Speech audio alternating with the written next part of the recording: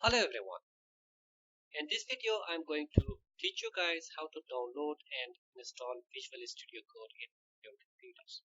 Visual Studio Code is a code editor with very cool extensions. Okay, first of all go to your favorite browser, double click and then go to Google and then type in Visual Studio Code.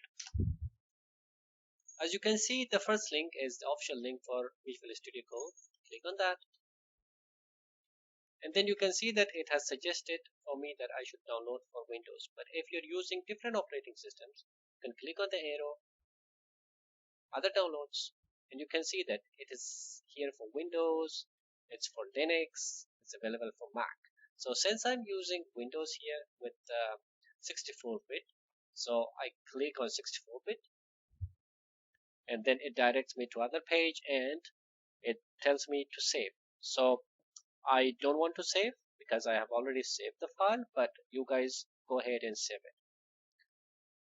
Once the file is saved, so as I have it here in my computer, you go and double click on the file, the setup file. So click next, accept the license agreement, and click next. Don't change the path, click next. And I would like to create a shortcut icon on my desktop. That's how I prefer it. So click next and install. It takes some moments in order to install the program.